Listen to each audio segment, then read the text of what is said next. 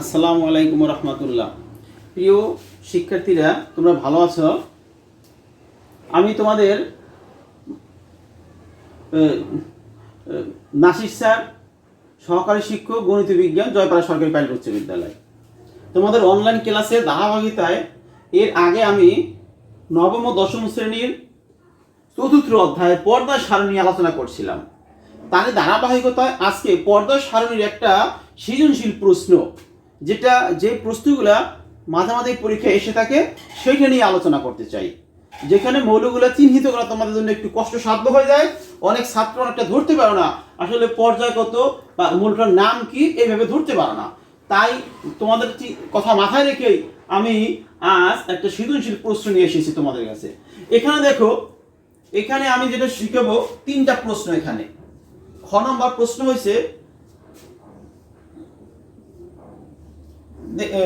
এখানে x Y Z কোনো মৌলের নাম নয়।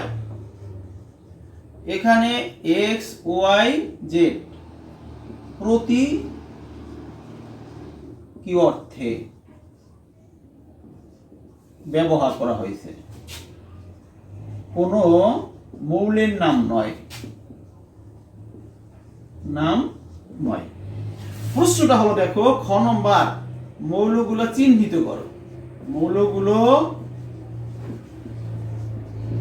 চিহ্নিত করো। গ নম্বর,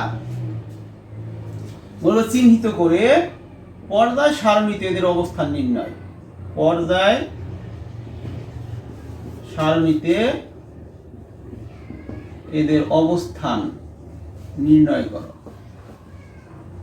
মৌলগুলো চিহ্নিত করো।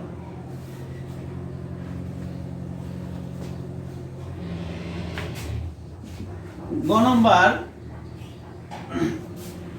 উপরের মৌলগুলোর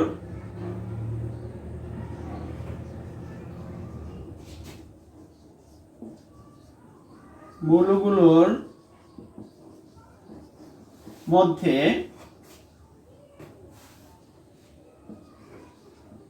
পারমাণবিক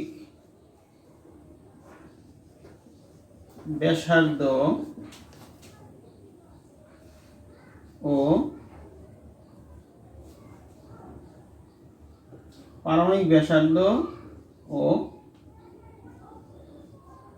আয়নীকরণ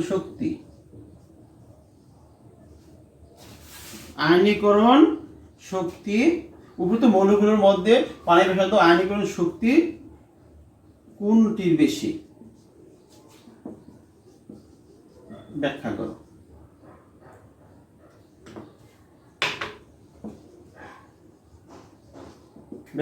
এই দুইটা প্রশ্ন। উপরের মৌলগুলোর মধ্যে পানির ব্যাসার্ধ ও আয়নীকরণ শক্তি কোনটির বেশি, পানির ব্যাসার্ধ বেশি কার বা আয়নীকরণ শক্তি বেশি কার, এইটা নিয়ে আলোচনা করতে হবে। তাহলে বন্ধুরা, দেখা যাক, আমরা আগে মৌলগুলো চিহ্নিত করি। মৌলগুলো চিহ্নিত করার কথা বলা হয়েছে। এখানে মৌলগুলো চিহ্নিত করতে গেলে তোমাদের যে সমস্যাটা আমি ফিল করি সবসময় ক্লাসে, সেটা হলো, এখানে এক্স একটা মৌল, তোমাদের বুঝতে পারো না, এক্স যে মৌলটা আছে, এক্স দেখো পর্দায় দিয়েছে 3, সর্বশেষ স্তরে ইলেকট্রন সংখ্যা 2, পর্যায় 3 মানে কি তোমরা অবশ্যই জানো। প্রথম পর্যায়ে কয়টা ইলেকট্রন থাকতে পারে? প্রথম পর্যায়ে 2টা ইলেকট্রন থাকতে পারে। এটা পর্যায় তৃতীয়তে গেছে, যেহেতু পর্যায় 3 গেছে, শেষের স্তরে 2টি ইলেকট্রন আছে, তার মানে সে 2টা স্তর, 2টা অরবিটকে সম্পূর্ণ ইলেকট্রন দিয়া পরের স্তরে গিয়া দিছে কয়টা? 2টা। তার মানে প্রথম স্তরে 2টা ইলেকট্রন, তারপরের স্তরে 8টা ইলেকট্রন, মোট কয়টা? 10টা, তারপরে 2টা, অর্থাৎ মৌলটি কি? ম্যাগনেসিয়াম। ওয়াই দিকে আসি।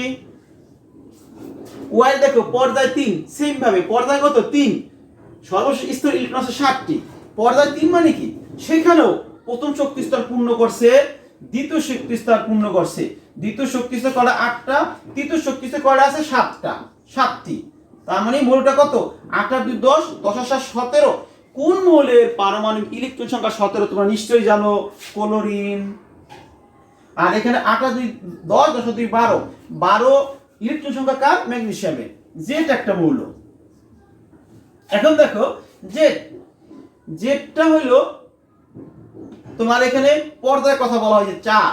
পর্যায় যেহেতু 4 বলছে, পর্যায় 4 যদি হয়ে থাকে, তখন প্রথম স্তরে 2, দ্বিতীয় স্তরে 8, তৃতীয় স্তরে 8, চতুর্থ স্তরে গিয়ে কয়টা? 2টা। তাহলে 8 আর 2 10, 10 আর 2 18, 2 20 ক্যালসিয়াম। বন্ধুরা এখানে তোমাদের মনে প্রশ্ন থাকতে পারে যে স্যার আমরা তো জানি প্রথম স্তরে 2, তারপরে 8, তারপরে 18, এখানে তো 10 দেওয়া যেতে পারতো। তোমরা নিশ্চয়ই একটা ব্যাখ্যা পড়ছো পটাশিয়ামের ক্ষেত্রে, যে তৃতীয় অধ্যায় পড়িয়েছিলাম যে পটাশিয়ামের শেষের ইলেকট্রনটি 3D তে না গিয়ে 4s এ যায় কেন? অর্থাৎ ওখানে আগে ইলেকট্রন নিম্ন শক্তি স্তরে যায়, তারপর উচ্চ শক্তি স্তরে যায়। অর্থাৎ পটাশিয়ামের ক্ষেত্রে শেষের যে ইলেকট্রন আছে পারমাণবিক সংখ্যা 19 বিশিষ্ট 1s 2s 2p 3s 3p 3 electron না গিয়ে কোথায় চলে যায়? আগে এই যে এখানে চলে যায়, যায় না এখানে। না যার কারণটা কি? 3D এবং 4s এর মধ্যে 4s হচ্ছে নিম্ন শক্তি স্তর আর 3D উচ্চ শক্তি স্তর, এই জন্য আগে ইলেকট্রন নিম্ন শক্তি স্তরে যাইবে।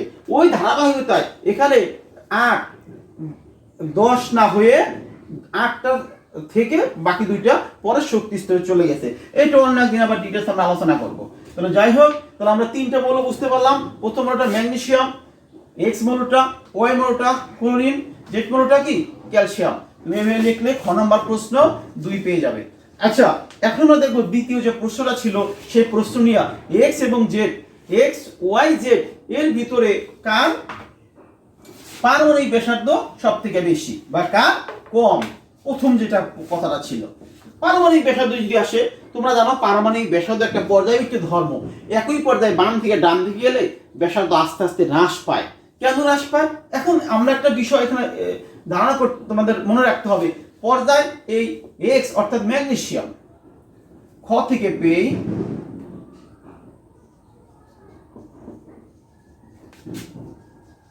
খ থেকে পাই X কি? ম্যাগনেসিয়াম।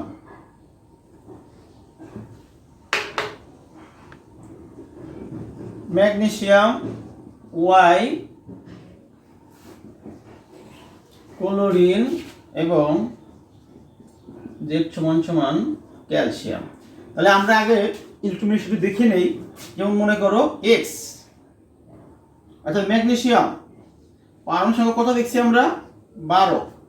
ইলেকট্রনে যদি করি আমরা, সেখানে আমরা কি দেখতে পাবো? 1s 2s 2p 3s 3p। 3 তে ইলেকট্রন যাবে না, ওই দরকারও নাই। 3s পর্যন্ত আমাদের হয়ে গেল 12। ম্যাগনেসিয়াম পরকে ক্লোরিন পারমাণবিক সংখ্যা 17, 1s 2s 2p 3s কত হলো? 3s 3p 5 6 10 15 16 17। এইবার আসি আমরা জেড। জেড মানে কি ছিল আমাদের? ক্যালসিয়াম পারমাণবিক সংখ্যা 20, 1s 2s 2p 3s 3p 3 তে যাবে না, 4s এর কটা? 2টা। কার ব্যাসার্ধ বড়? দেখো তোমরা দেখতে পাচ্ছ ম্যাগনেসিয়াম তার পর্যায় কত? 3, গ্রুপ কত? 6 আর 2 কত? সরি 2, শেষে S আছে, S অরবিটাল ইলেকট্রন গেলে ওইটাই তার শক্তি গ্রুপ সংখ্যা নির্ণয় করে। অর্থাৎ S এ ইলেকট্রন আছে 2টা, তার মানে পর্যায় 4, গ্রুপ হলো কত? গ্রুপ 2। আবার দেখো এই ক্লোরিন পর্যায় কত? সরি পর্যায় 3, পর্যায় কত? 3, শেষে 3 তৃতীয় শক্তি স্তর বোঝানো হয়েছে এখানে 3, গ্রুপ কত? শেষে কয়টা আছে ক্লোরিনের? 5 আর 2 7। আমরা জানি ইলেকট্রন শেষে যদি পিতে থাকে তখন তার সর্বশেষ স্তরে ইলেকট্রন এবং 10 যোগ করতে হয়। সর্বশেষ স্তরে কত আছে? এটা কিন্তু সর্বশেষ স্তর বলতে দুটোকে একত্রে বোঝানো হবে, কারণ এটা 3 নাম্বার, এটা 3 নাম্বার। এস আর পি যোগ করতে হবে। 5 আর 2 7, 5 আর 10 যোগ করলে 17, গ্রুপ 17। এমনি ভাবে এটা কি? ক্যালসিয়াম। ক্যালসিয়ামের দেখো 1s 2s 2p 3s 18 2 20। হ্যাঁ, এখন দেখা যায় পর্যায় কত? 4, গ্রুপ কত? যেহেতু এখানে শেষে ইলেকট্রন এসে আছে, গ্রুপ তার কত? 2, গ্রুপ 2। অর্থাৎ আমরা জানি যে সমস্ত মৌলের একই পর্যায়ে বাম থেকে ডান দিকে গেলে ব্যাসার্ধ হ্রাস পেতে থাকে, তার কারণটা কি?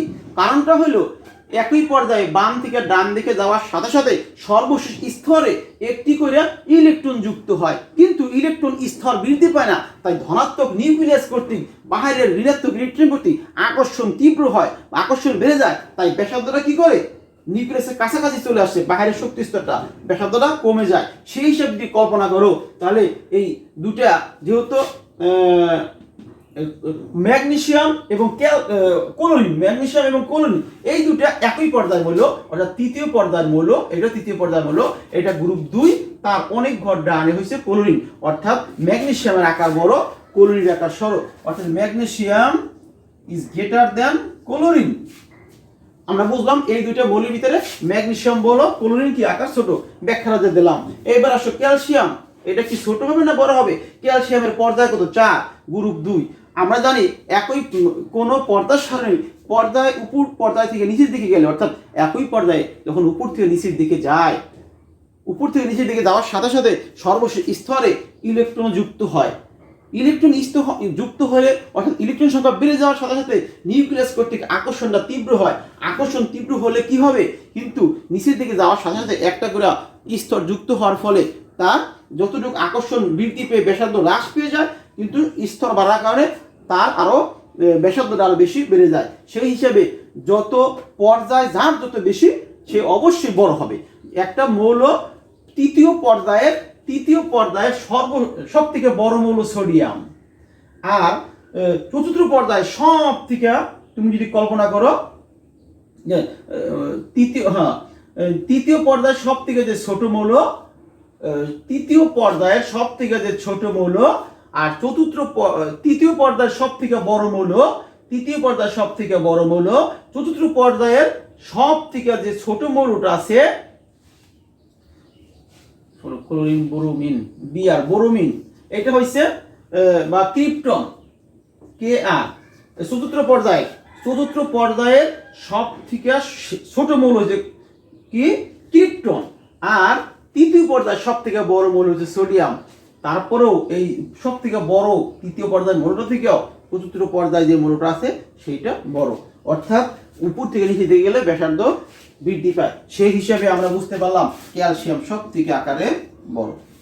ক্যালসিয়াম কি আকারে সব থেকে বড়, অর্থাৎ গ নম্বরে প্রশ্নটা ছিল কোনটি পানি ব্যাসার্ধ সব থেকে বেশি, ক্যালসিয়ামের বেশি, তারপরে ম্যাগনেসিয়ামের, তারপরে ক্লোরিন। বন্ধুরা এখানে আরেকটা অংশ ছিল আয়নীকরণ শক্তি। এখানে আরেকটা অংশ কি ছিল, আয়নীকরণ শক্তি। আয়নীকরণ শক্তিটা একটা পর্যায়বৃত্ত ধর্ম। এখানে দুটো মৌল আছে, একটা যে XYZ, ম্যাগনেসিয়াম, ক্লোরিন, ক্যালসিয়াম। কার আয়নীকরণ শক্তি বেশি, আয়নীকরণ শক্তি কাকে বলে সেটাকে জানতে হবে। এটা আমি তোমাদের গত ক্লাসে পড়িয়েছিলাম, আজকের দিকে যাব না। আয়নীকরণ শক্তি রয়েছে সর্বশেষ স্তর থেকে একটি ইলেকট্রন অপসারণ করার যে ক্ষমতা, তাকে বলা হয় কি আয়নীকরণ শক্তি। যে মৌল যত একই পর্দা সারণীর একই পর্যায়ে বাম দিকের থেকে ডান দিকের মৌলগুলোর ব্যাসার্ধ কম, যেমন ম্যাগনেসিয়ামের ব্যাসার্ধ বেশি, ক্লোরিনের ব্যাসার্ধ কম।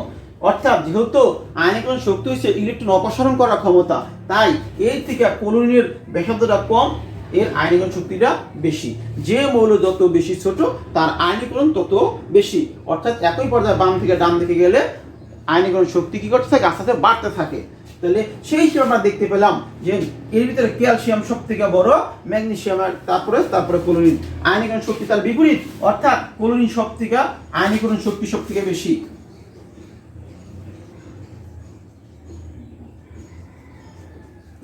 আয়নীকরণ শক্তি সব থেকে বেশি কার, ক্লোরিনের, তারপরে কার, ম্যাগনেসিয়ামের, তারপরে ক্যালসিয়াম। অর্থাৎ ক্যালসিয়ামের 4টে স্তর আছে, তার সর্বশেষ স্তর থেকে ইলেকট্রন অপসারণ করা সহজ, কারণ নিউক্লিয়াস থেকে তার সর্বশেষ স্তরে ইলেকট্রনের প্রতি আকর্ষণটা একটু দুর্বল থাকে, কম থাকে, তাই ইলেকট্রন দ্রুতই অপসারণ করা যায়।